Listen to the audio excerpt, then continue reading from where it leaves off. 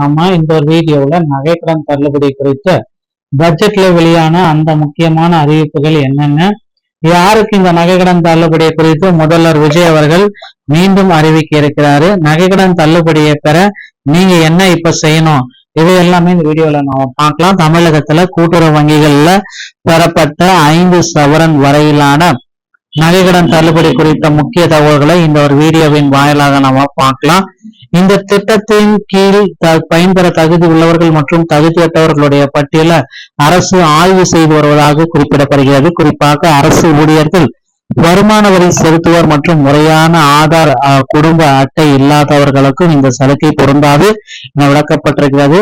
வறுமை கோட்டிற்கு கீழ் உள்ள ஏழை எளிய மக்கள் என மற்றும் விவசாய கடன் பெற்றவர்களுக்கு முன்னுரிமை அளிக்கும் வகையில இந்த அறிவிப்பு அமைந்துள்ளது. ஒரு குடும்பத்திற்கு ஒரு கடன் மட்டுமே தள்ளுபடி செய்யப்படும் என்ற நிபந்தனையுடன் தகுதியான பயனாளிகளின் இறுதி பட்டியல் விரைவில் வெளியாகலாம்.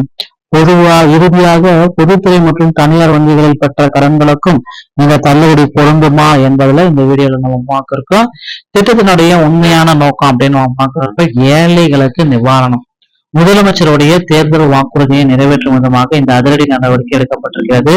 கடன் சுமையிலிருந்து ஏழை மற்றும் எளிய நடுத்தர மக்கள், பிபிஎல், மிடில் கிளாஸ் இதனை மீட்பதே இதன் முக்கிய நோக்கம். தள்ளுபடியினுடைய முக்கியமான நோக்கம் உண்மையான ஏழை எளிய மக்கள் மற்றும் நடுத்தர வர்க்கத்தினரை கடன் சுமையிலிருந்து மீட்பதே அரசினுடைய ஒரு முக்கியமான வேகம். மாபெரும் ஒரு அப்டேட் பண்ணியிருக்காங்க. என்ன அப்டேட் அப்படின்னு பாத்தீங்கன்னா, சோ உண்மையான பயனாளிகள் யாரு அப்படின்றத இப்ப பாத்தீங்கன்னா வெளிக்கொணரணும். அதுக்காக கணினி பகுப்பாய்வு தகுதியானவர்களின் பட்டியலை ஃபில்டர் பண்ணியிருக்காங்க.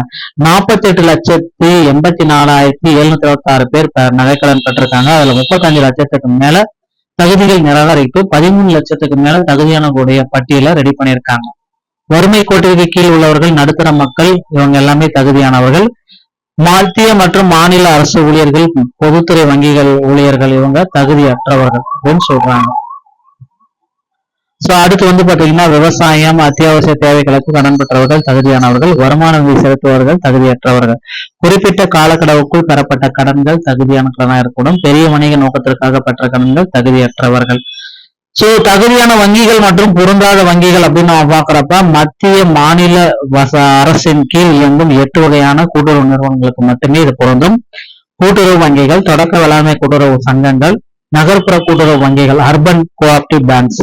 பொருந்தாத வங்கிகள் அப்படின்னா தனியார் நிதி நிறுவனங்கள், தேசிய மயமாக்கப்பட்ட பிற பொது வங்கிகள். சோ இவங்க எல்லாமே தகுதி அற்ற வங்கிகள் அப்படின்னு சொல்றாங்க. ஒரு குடும்ப அட்டைக்கு ஒரு முறை மட்டும்தான் தள்ளுபடி அப்படின்றத சொல்றாங்க. ஒரு ரேஷன் கார்டு பிளஸ் முறையான ஆதார், அதிகபட்சம் ஒரு தள்ளுபடி.